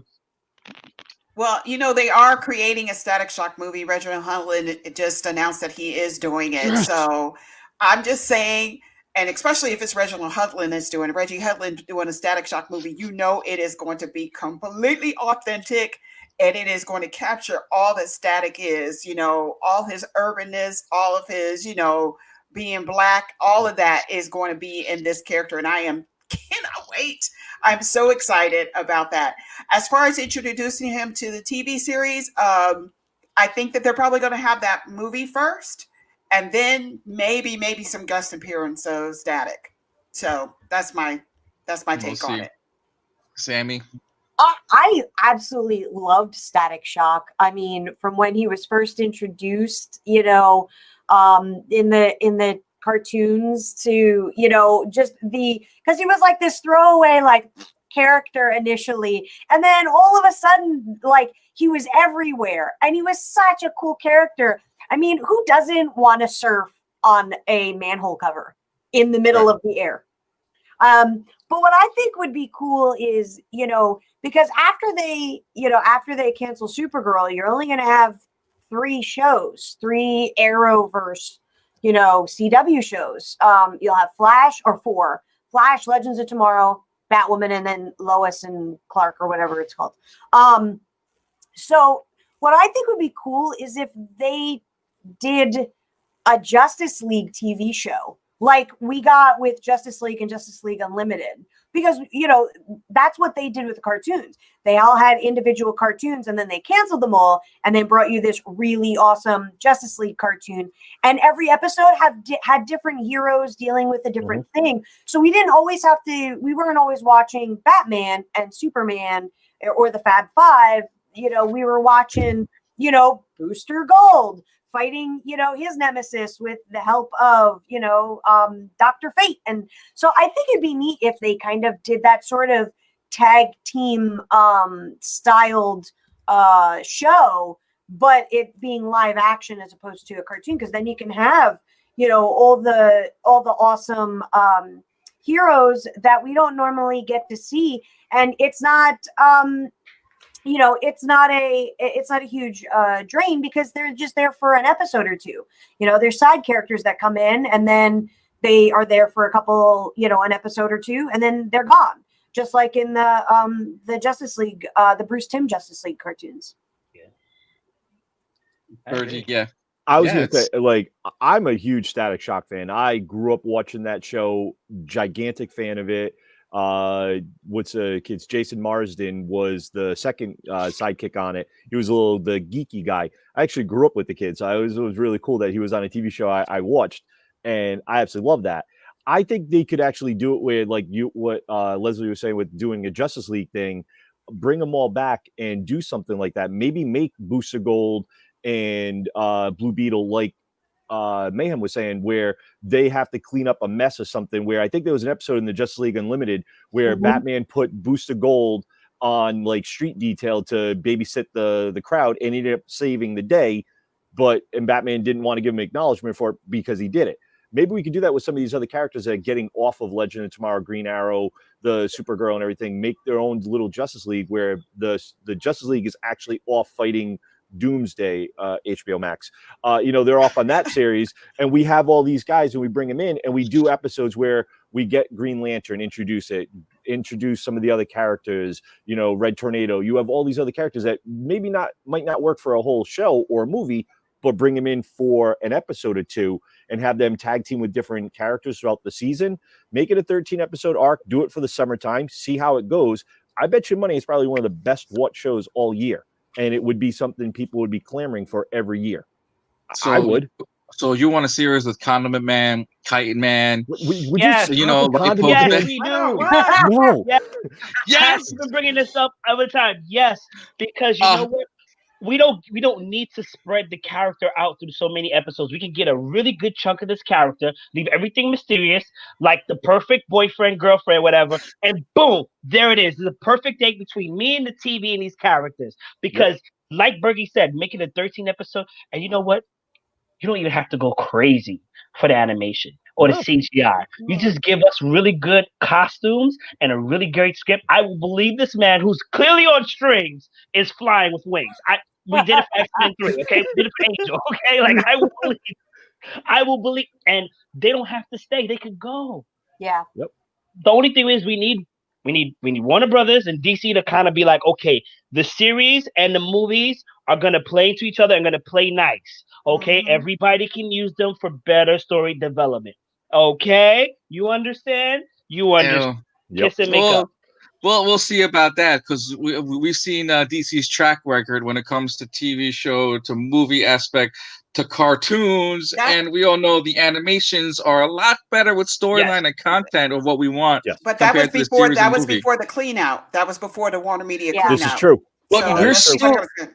but we are still on the waiting phase of the so-called clean out, and we still have to see one project to come out, and the so-called Justice League movie that we're still waiting on the back burner. If it fails, if it doesn't fail, it's because of COVID. That's really what you can't. I mean, let's be realistic here. This has put a lot of things. Well, I mean, I think probably everybody feels that way. This has put a lot of things on the back burner for a lot of people, you know. And if it was already in production at the time, then I see them going ahead and continuing the production. But stuff that's in development, it's very hard to get it out there now because the casting process itself, just all of that is a whole different vibe. You know, literally you can't go and audition for something now. You basically have to do it in your house. You know, you have to set up your own production. I mean, your own studio and everything like that. Things are different. The world is different. I have a lot of confidence in what Warner Media is going to do as far as the DC universe. I have a lot. I believe in it, and not because that's my day job, but because the CEO is a huge comic fan. The dude is a huge comic fan, and I think that when he came in, he looked at it and he's like, "This isn't working. Let's go in and clean this out because I want at least this part of this business to survive and to thrive and to be comparable or even outshine Marvel in some way." So it's going to happen. It's a process, but it is going to happen. I think we're going to see good things out of Warner Media and DC Comics. One person still has high hopes. Two people have high hopes. I'm still in that. But we will see what HBO Max has because HBO Max they won't stop, especially with James Gunn. Because John Cena's Peacemaker, before we get the Suicide Squad movie, is getting a spin-off series from James Gunn to HBO Max. The first spin-off in the series was Peacemaker, an episode adventure coming to HBO Max. The character will debut in the Suicide Squad in August of 2021. We will see about that. And HBO Max series will take things back in time to explore the character's origin story. Cena will reprise the role with the Suicide Squad director James Gunn, who will write the 8-episode series, which has been fully ordered by Warner Brothers. No word yet on the timeline or length per episode, but with James Gunn behind the expected action laughter to take place, I wonder what kind of member of the Guardians will make a cameo on this little project. Sammy, let's start with you. You think this is a great buy for HBO Max, especially before the movie starts? We're already getting a John Cena spinoff. Sure. I mean, it's John Cena. You know, I mean, people love John Cena. But Yeah, the I'm with Bergy. I mean, yeah, I'm with Mayhem. But go ahead. well, regardless of what your personal opinions are, there is a real market for John Cena. Otherwise, he wouldn't be John Cena. But the interesting takeaway of this for me is not the fact that he's getting a show. That's obvious. The interesting thing is he's getting a prequel after he debuts in Suicide Squad, which writer wise would lead you to believe that he is going to die in the film, because why would they then go back if they can continue the character after the fact? So I'm wondering, like, if he's going to, his character type is the peace at all costs kind of thing. So, I wonder if they're actually going to kind of, have him be the sacrificial, the coveted sacrificial lamb at the end of the film. And he's the one that helps save the day and he dies. And then we get more John Cena in the prequel and how he becomes Peacemaker and all of that. But I can see that. I mean, they're not stupid. HBO's not stupid. They've clearly done enough testing, enough research, market research, that kind of thing. Listened to fans and their reception on him just being announced and said, okay, John Cena is, we're gonna green light this. It's probably going to be like an 8-episode series. If I seriously doubt it would be ongoing because it's a prequel. And, it's a bit awkward that, hey, we're going to debut here, but no, prequel here. And that's the same formula that Disney did with Black Widow. She died in the film, but they want more of the character, so they did a prequel film. Well, we've seen plenty of movies that have gone backwards with prequel, and they have survived the timeline storyline. Mayhem, you cringed very hard with John Cena in a prequel, especially. Go ahead. Let me tell you something. Okay, first of all, DC, don't go breaking my heart. All right, HBO, I got faith in you. DC, I don't have faith in you. You're bad for me. You have commitment issues. You have consistency issues. All right, John Cena. Okay, you're right. There's a market for him, but can he act? Can he act? The Rock has to play a law enforcement person. They had beef, but The Rock has to play some kind of law enforcement person, and it's okay. John Cena, I don't know. I'm a little hesitant, but I do believe in James Gunn. So if he could get an 8-episode series, for that, then okay, I'm willing to believe. Warner Brothers, just make me believe. Make me believe. Look, come here. Come closer. Make me believe, okay? Shout out to my actors, my fellow actors and actresses that's going to be working with it. You know what I'm saying? John Cena, I love you, baby. You know, I see you doing your thing. You do know the Leslie, Emmys you know have I love you. passed, right? Mwah. You do know the Emmys have passed, so we can't even maybe we could for next year's Emmys and everything. It's not about. When you're an actor, yes, you want that recognition, but when you put in the time and effort for your craft, everybody else recognizes you. Okay, look at Leonardo DiCaprio. You know what? I'm not even going to shade anybody. Ladies and gentlemen, if we get nominated, please different. vote for us for the Grammy this year, because this will be used for the Grammy. So please vote for us for the Grammys for best ensemble for a live podcast or live show. So please, or spoken word show. Leslie, your thoughts on John Cena, Peacemaker, and the James Gunn HBO Max spinoff? Mayhem, for all your no's, there are thousands of women who say yes.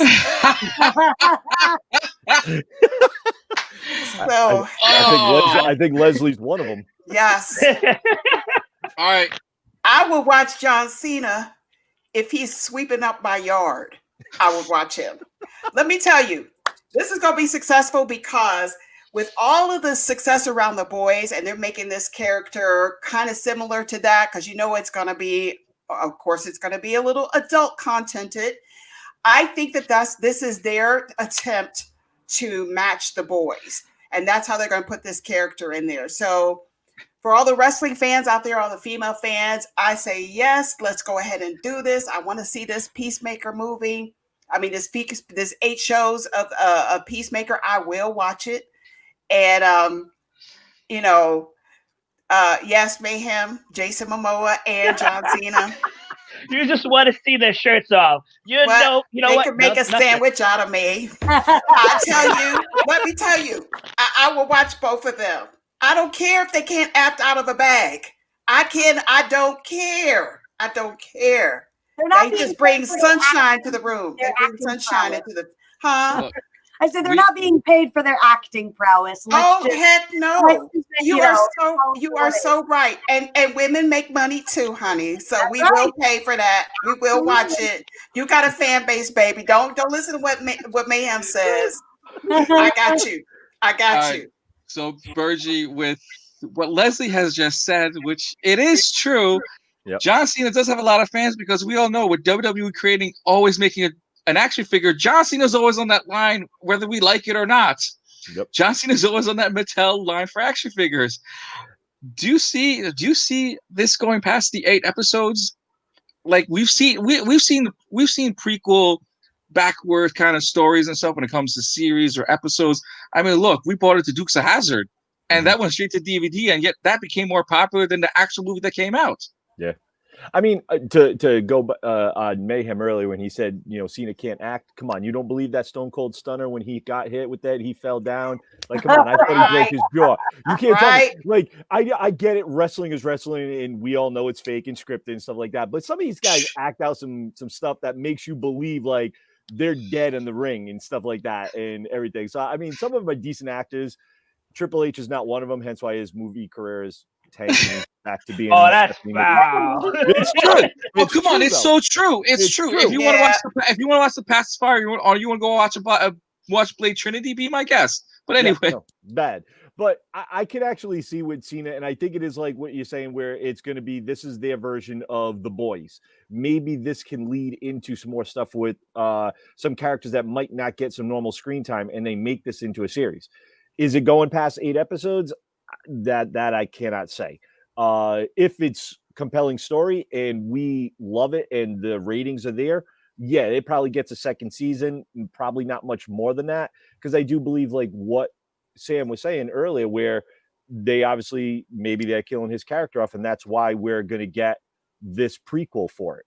And also keep in mind, just by mentioning his name attached to the movie, look at the buzz, and now he has a second, he has a sequel, a TV series coming out from it. So I think this is fantastic. I'm going to watch it. I love John Cena. I followed him in wrestling. I loved it when The Rock made fun of with Fruity Pebbles, and he got a Fruity Pebbles contract and for cereal and stuff like that. The man is in everything. He's in the Bumblebee movie. I thought he was a great part of that movie. He's done some decent acting. So, I mean, if anybody's watched Trainwreck with him in it, I thought he was hilarious in that movie. I thought he did a great job. So did LeBron James in that. So, I mean, there's some people out there that can act as athletes. I think he's the next Rock in a way. He's going to be the next one that comes out from there for The Rock. I really do believe it. Ma'am, I know you. I can see the eyes rolling back. You have the exorcism moment. But think about it. Out of the wrestlers right now, who's the next big guy that could come out that could actually do an action sequence? There's no way. Batista's solid. He's not that guy that's going to carry. Batista's a sidekick. He's the B-list sidekick actor. Yeah. You got John Cena that can carry a franchise if they're fans to love him. They will go see him. That's why. And you look at a lot of those movies that WWE made. It was like guys like The Miz and some of those other lesser known characters that made some of them. The Marine, what are they on? Like Marine 28 now or something like that. Something like that. They went with Randy Orton to to Dean Ambrose to The Miz. The Miz was in one, yeah. So Miz was in 4.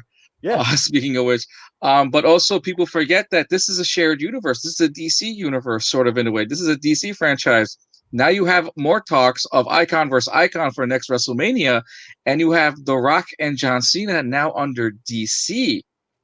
People also forget that also Boom Studios, who writes the WWE comic books, are under the DC storyline. I can't. Did you just say Drax the Destroyer, Dave Bautista can't carry a film? Have you seen this man act as Drax the Destroyer? Get out of here. He's a good actor. You are fanboying, Bergy. All right. Wait. He's a good actor. You're just watching the pecs. You are not watching that man's face and you should be ashamed of yourself. You Okay. tell me what movie he's led that's been a box office, Well, box he needs office. the opportunity. Besides the one where he was made an the where impact. he I was want you the to Uber understand. driver kind of thing. There was Yeah, that but movie, listen, and there was he one that went doesn't. straight to Netflix. I The forget. fact that the dude could get a film, period, Yeah. means that he can act. I mean, I have watched a couple of his films and I thought he was a pretty good actor. And I'm saying this and I'm an actor. So I'm saying that he did it really well. He may not lead a franchise. He may not have the appeal that The Rock or John Cena has, but the dude can act. He can carry a film and he was entertaining. Yeah, Side that's character true. out here making main character roles. Look, Hold that, Bergy. I love Batista because you're killing me, man. I do like Batista, but he is like that. He's that Drax guy, and the reason he's getting other roles out of that is because of what Guardians of the Galaxy did for him. That's Right. why he's going to get a lot of these side roles, like the My Spy thing. Cute movie, didn't do very well in the box office. You know, the Stuber. I Right. thought Batista's in a new Dune movie as well too. We're He forgetting was about that. also Another in, franchise. Blade Runner. He was Yes, in he was also in Blade Blade Runner. Yes, he was. And that was probably some of the best acting he ever did. I'm Watch not out for even kidding. Batista. No, he was good at My Spy. I haven't seen My Spy yet. So of what I've seen of him, because he wasn't the typical. John Cena plays one character, just like The Rock plays one character. Yep. And they're all given different names, but they are the same exact archetype. They're the same exact character. I love The Rock, but just like Cena, they're one-trick ponies. Mhm. Whereas Batista has shown, to whatever level, he has shown that he has a greater acting range than they do. I haven't seen My Spy. Everybody keeps saying My Spy. I haven't seen it yet. But he played a completely different character of the 3 films that I saw of him, 4 films. He played a completely different character in each one. I mean, in 2049 or 2044, the Blade Runner one, he didn't even have like any sort of real action, scene except getting blown through the wall, and that was it. So, I mean, in the argument of it, John Cena is going to play John Cena, whether he's wearing a Peacemaker mask or a suit or a Marine uniform. He's playing John Cena with a different name. Look, Listen. if he does this or You Can't See Me, it's done. We know where it goes. Because how many times have we seen The Rock do the rock bottom in a movie or two? Mhm. Yeah. Or the eyebrow. That's what they're known That's for. That's happened. what we hope to see for them. So- Or like, You know, I don't go to see The Rock to get culturally enriched. I go to see him do the people's eyebrow and elbow and, blow crap up, and that's what people, when they go see John Cena, that's what they're going to go see John Cena. They're not going for, philosophical enrichment of learning what the meaning of life is.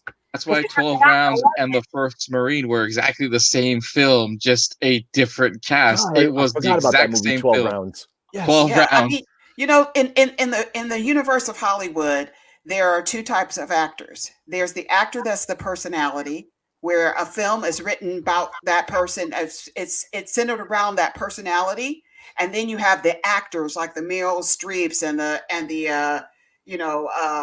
the people that go in deep, that can change, can be chameleons. So we're going to go see somebody that's a personality. That's literally what we're doing. We're buying into that personality. We're not buying into the acting job. We're buying into the personality. Yep. We are buying into, literally, people forget, Boom Studios into DC Comics, into the same John Cena character that we see in WWE. They are all connected, all together, and on top of that, we got Black Adam, The Rock, right there to start a new rumor of the next WrestleMania for next year, where it becomes Peacemaker versus Black Adam. I mean, look, I pay money for WrestleMania to see them in costume wrestle it out too. Yep, I would. That'd They probably be can't one of even the get in best trouble for it promo either. cuts. That'd Right. probably be one of the best cut promos that WWE has seen in about 5 years. Right. So, And during right now, as we speak, we're missing on Night of Champions anyway.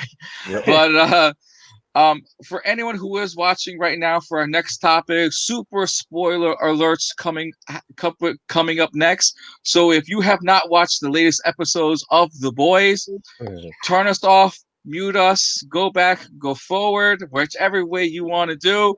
we will be discussing The Boys. So super spoilers are coming. Look, I missed the latest episode, so this is on you guys. Let's start with Leslie. Let's start with you. What happened in these episodes that I just missed out on? So, because I have no problem with it. So, Ooh, so much. Oh my God. So much. Oh my gosh, I don't even know where to begin. Look. I want to talk about episode 5 last time, which we saw Homefront and Homelander. Dirty dancing.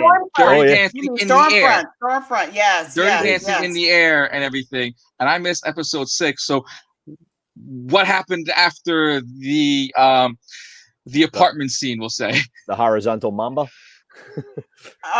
Well, actually, you know what? I did not see episode 6 because I thought that was the last episode that we saw with them doing the. Oh man! No, I got one more thought. No. It's okay because my husband and I will watch it tonight. But I will say this. I did end it with them doing the horizontal mambo in the air. The weird vertical floaty mambo. Yeah, the glory. Yeah. It's very interesting. Whatever they were doing in the air, which was very interesting. But what was a revelation, and I think that we actually spoke about this last week, is we were talking about how Stormfront is so racist. Mm-hmm. And I thought about that. That is terrifying to think. It's terrifying to think. Right. That somebody is that racist and has that much power. Who's watched episode 6? Me and Sammy are the only two, or Mayhem? Yes. Have you watched it? Nope. All right. Nope. No. I'm sorry. You know me. I love watching it, but I was away. Sorry. Okay. I was actually in my trailer. Sammy, go first. For this show. We'll end it with Bergy. Go ahead. So am I spoilering for these two? No, yes, we agreed to the spoiler. Okay, so you find out. So Stormfront and Homelander. Homelander starts you get a little bit of a storyline of them being kids in love, and does horrible stuff. They kill a dude while she's rubbing his crotch in an alleyway, and then they have sex next to the guy's corpse. All sorts of craziness. So he says, on the movie set, you kind of get this sort of little montage, for lack of a better way, of these two kids in love kind of thing. And she completely blows him off. Yep. And so he wants to give her flowers, and she stands him up. And he gets mad, so he burns down his trailer, like he does. So he gets pissed off at her, and she ends up telling him the truth, long story short. And the truth is that she is over 100 years old. She is Vaught's wife. She is the first soup. And Vaught was a Nazi. So she shows him pictures with Hitler and all of the Nazi scientists. So her thing is that Homelander is the epitome of what her and her husband were working towards. He's an Aryan and he's a super soldier. So no matter what, she loves him because he is the culmination of over 100 years of them or not over 100 years, but almost 100 years of them trying to make the perfect human. And it's Homelander. And he is to lead the people. So wait. So long story short, Homelander just made out with his mom? No. Okay. What it just sounded like to me. No. We're gonna let Bergy take it over. Let Bergy take it over real quick. So to touch upon what she's saying is basically the creator of the serum and everything like that, the head guy Vaught, he married this woman who we end up finding out is Homefront. So it's the two of them, basically, they had a child, you find out, in it. But basically what you're saying is like that's their son. That's basically like their idea of what the perfect person is. The Aryan race, the Nazi race back then thought anybody with blonde hair, blue eyes was the perfect person. this is their version of it right now. And that's what she tells him, basically, like, you are what me and my husband were trying to create. You're it. And now they've fallen in love in a way, like, she could care less, I think, more or less. She's using him to basically fight for an agenda. He's looking at, I found somebody who can match me with power, strength, love, and he wants that. And that happened in episode 5, where he shoots her and he shoots her and she like takes all the damage. Dude, that you guys were great on that episode when you told me about that. I was like, man, wow. God bless her to stand with it. And you get more of that in this episode. But I mean, you also see a lot of other stuff in this episode where that was just the first thing that that was like the main first thing in it. But you know how, like, we were talking earlier where we were thinking about the boys having that spinoff where they were going to go to this island. You find out somewhere in here that Stormfront is actually, I think she's doing this outside of Vought. I don't think it's part of Vought. And we find out that there's like a mental asylum somewhere where she's basically creating super soldiers in a way. And they're giving it to them as adults to try to create there. And you see a bunch of different powers manifest. And there's one that I am not going to say, but man, Mother's Milk is disturbed, and that man is going to need therapy for lots of years. I'm just saying, you're going to love it when you see it. Frenchie makes fun of him for it. We see Lamplighter. We see a lot of the characters they've mentioned, other ones. It was an absolutely incredible episode. There's a ton of stuff in there. God. Like, I usually watch the boys episodes like 2 or 3 times. Well, I usually watch it with Ben, but he has a habit of talking during the episodes, and it drives me up a wall. As quiet as Ben is, he was talkative. Oh my God. You put that man in front of the television and his mouth doesn't stop moving. And it's annoying, especially when you haven't seen it before. Anyway, I'm sure you all have those significant others. That's Ben. So I usually watch it twice and I pick up multiple different things because they like to, Kripke likes to hide stuff in there that alludes to other things. So at the end of episode 5, you saw Starlight look at the emails. Right. Sorry, my phone is talking to me now. So you see Starlight looking at those emails, and she calls the dude on the phone, and he's playing with the lighter. That's Lamplighter. Yep. And you discover, I'm not going to explain it, but you actually come to kind of feel bad for him, because you find out what really happened with Frenchie and Lamplighter torching what's her name's grandkids. Right. So you find out what happens, and the whole episode, minus Stormfront stuff, the whole episode is sort of also. So third of the episode is Stormfront and Homelander. And then a third of the episode is currently what's happening at the asylum, Butcher's Boys, Starlight, all that stuff. And then the other third is flashbacks of Frenchie about him and what happened 8 years ago, 10 years ago, to bring him up to where he is now, how he joined with the CIA, what happened that night with Lamplighter. And it's really cool and it's really interesting. And I love that they're really bringing answers to things we had questions about last season, but then they're leaving other things open for us to go, now, wait a minute. They drop nuggets everywhere in this episode. It's a really awesome episode, and it's hilarious. And they're giving Kimiko has like the most personality out of any episode she's been in. She has the most personality in this episode. So she's really starting to become like a full person again.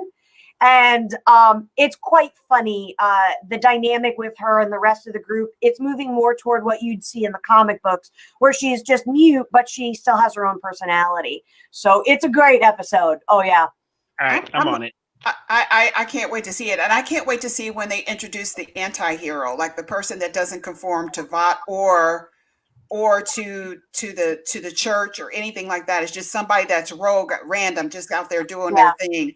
I can't wait to see that. And that's what I thought. I thought Homefront was going to be that character. It wasn't going to be like anti-Vought and stuff like that, because the way she was like down with the soups and all stuff like that. And she's on the social media and she's bashing them and stuff. And then we find out you're basically the mother of Vought. Like, you're the creator of all of this. Like, the way that they're writing mind-boggling it. the way that they're steering it right now with this current episode, Starlight is becoming that anti-hero.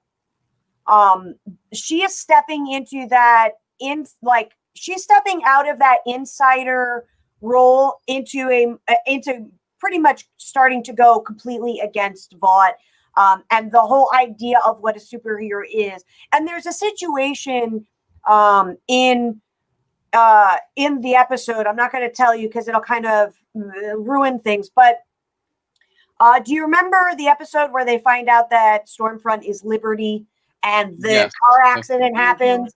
Episode 4. Episode 4. Episode 4. And she runs out to try and save them. And Mother's Milk and Huey are like, no, we gotta go. And she feels really bad. Mm-hmm. So there's a situation that is the polar opposite of that in the episode, character-wise for her.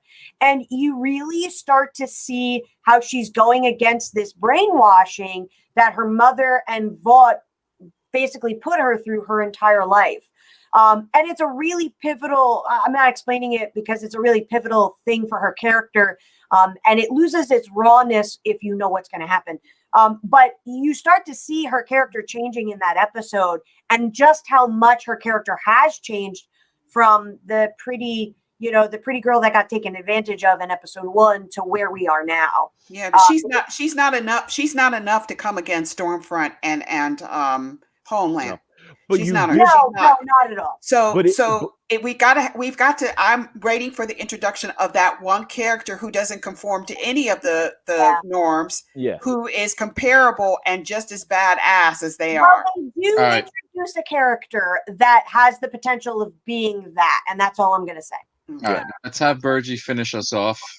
I was going to say, with this, there's a couple of characters like where she was saying how we're going to see fractions. I think we are going to see that because of the church. They look like they're going after another character to join their ranks. Yeah. And Lamplighter, I think, is going to be with Starlight to join with Butcher and the boys and stuff like that to go against them. Like, I think you're starting to see the fractures in the 7. And I think we also could see that maybe with Black Noir. I think with his character, I think he might be on that fence. Like, he doesn't know what he's doing yet either. So I think there's going to be a lot of factions in this that's going to be breaking up. You're going to see like the good heroes, the bad heroes, and the guys that are like, I don't know where the hell I fit in this. But they did a fantastic job with this episode. It boggled my mind with all the characters, the weapons, the powers that they did. It was definitely fantastic. Yeah, Mayhem, you're missing it. But anyway, the one time you don't do it and everything. You're lucky I'm auditioning for the Sprite commercial. Otherwise, I would have watched it. Anyway, we're at that time where, you know what? Where can we find you all? Where are you going to be next? Sammy, let's start with you. I am here every Sunday, 8 p.m. Eastern, chatting pop culture with these fine folks. I am also live streaming every Wednesday, 7 p.m. I know, Oliver, hush up. 7 p.m. Pardon for the howling dog. On my channel, I live stream here and on Twitch, doing art and all that fun stuff. Otherwise, you can find me Instagram and Facebook, TS Castillo Studios. My new blog releases again on Monday at castillostudios.ninja. All right, Mayhem, where can we find you? So, join me, meditate if you will.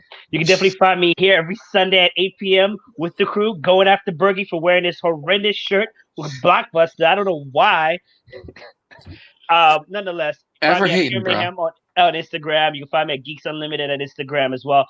I also have a Twitch channel for gaming at Q Mayhem Gaming. We just beat The Last of Us Part 2. So many feels. And then, of course, just around, just hanging, just chilling, trying to get my Oscar. Emmy. Leslie, where can we find you? It would be an Emmy anyway, but Leslie, where can we find you? You can also see me here on Sunday evenings. And starting this Friday, we're going to be introducing our Freaky Friday show. And Saturday, the Bitnapple is going to be having live streaming interviews and content for you that the Bitnapple always can bring out to you guys. So I'm excited about that.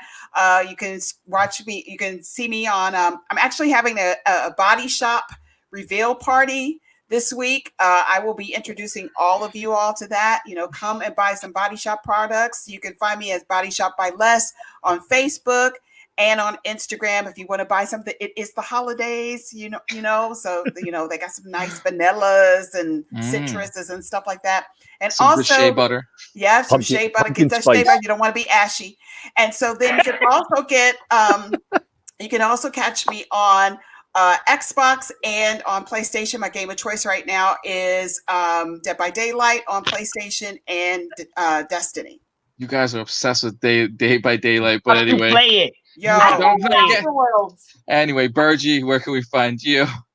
Every Sunday night with these fine folks here talking pop culture and having an absolute blast and just introducing Mayhem to a blockbuster night. I'm just saying, buddy, it's a blockbuster night. And then on Tuesday nights, you catch me and Hash talking toys, where to find them, where to get them, how to get them. Get excited. This Tuesday is going to be insane. Oh, you got to tune God, in, man. There's it so won't much end. stuff we're going to talk about. And then you catch me on Instagram, MJBergy23. Also, catch me on BYOG, Be Your Own Geek on Facebook. All right. My name is Zandieh. I was your host. Don't forget to like, love, and share everything you just saw today. Thank you all for watching, and we'll see you all on Tuesday and next Sunday.